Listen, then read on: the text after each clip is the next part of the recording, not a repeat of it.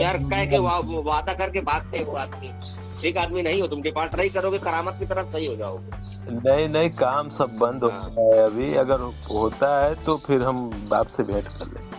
तो नहीं तब आप काम भी मत कराना, आप काम नहीं मत कराना, नहीं नुकसान खा जाओगे, बता दे रहा हूँ साफ वर्ड। अपना नाम और परिचय बता दें।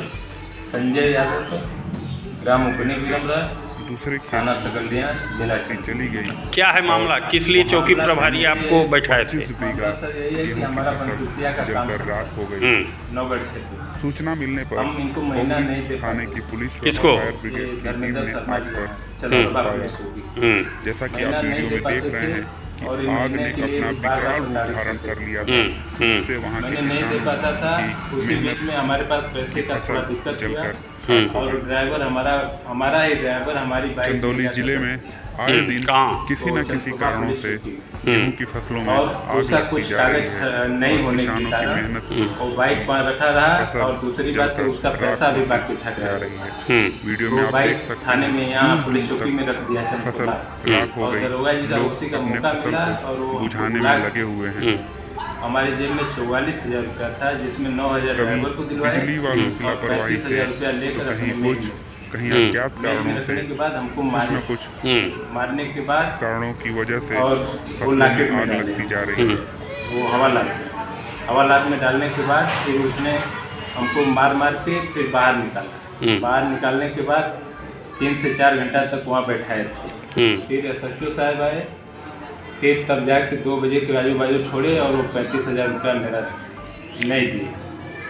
SHO साहब का क्या, जब आपको देखे कुछ कहे SHO साहब? SHO साहब बोले कि ये बाइक चोरी की है कि कैसी है। मैं बोला सर मैं आलू का व्यापार करता था, उस समय आलू का पैसा वो नहीं दिया पार्टी, मैंने उसका बाइक उठा के लाया था। अब हमको ये नहीं मालूम है कि ये चोरी की है कि कैसी है। मैं लाया था जैसे है वैसे चढ़ता था। उसी बीच में हमारा ड्राइवर वो ट्रैक्टर चलाता था, उसका पैसा रुक गया था, हमारे पास दिक्कत आ गई थी, धंधा में घाटा नुकसान हुआ था, हर जगह पुलिस स्टेशन में देना था। 15,000 रुपया महीना नौगढ़ यहाँ चंदप्रभा और 20,000 नौगढ़। क्या चौकी और थाने को पैसा देते थे? हाँ। किस लिए? वो लोग महीना मांगते थे कि किस जब लिए? काम करना है तो इतना महीना देकर चलना पड़ेगा। कितना महीना? 20,000 नौगढ़ थाने को और 15,000 चंदप्रभा चौकी। तो नौगढ़ थाने में कौन 20,000 लेता था और चंद्रप्रभा में कौन लेता था? वहाँ के SHO साहब के नाम से लेता था। कौन लेता था? व्यक्ति कौन था? ये SHO साहब डायरेक्ट देते थे? हाँ। और चौकी प्रभारी? चौकी प्रभारी धर्मेंद्र सर, उनको भी डायरेक्ट देते थे? हाँ डायरेक्ट। ये डायरेक्ट हमसे फ़ोन पे मांगते थे। तो पैसवा किसको देते थे आप? वो धर्मेंद्र शर्मा ही लेते थे सारे पैसा धर्म। एक रिकॉर्डिंग भी आपकी घूम रही है जिसमें कुछ कहा जा रहा है, वो कौन है?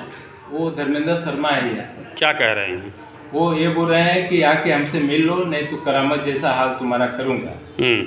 अगर नहीं आके मिले तो फिर जान लेना कि तुम धंधा नहीं कर पाओगे, ऐसा बोल रहे हैं। और वही इनको मौका मिला, मैं घर से जा रहा था लेबरों को पैसा लेकर देने के लिए, सर वो किसी तरह रुकवा के हमको जेल में बंद करके हमारा 35,000 रुपया लिए और 9,000 ड्राइवर का बाकी था, वो तो देना ही था हमको, हमने वो दे दिया। अब क्या चाहते हो? सर मैं ये चाहता हूँ कि हमारा पैसा वापस मिले। हमको मजदूर प्रताड़ित कर रहे हैं, मारने के लिए दौड़ा रहे हैं।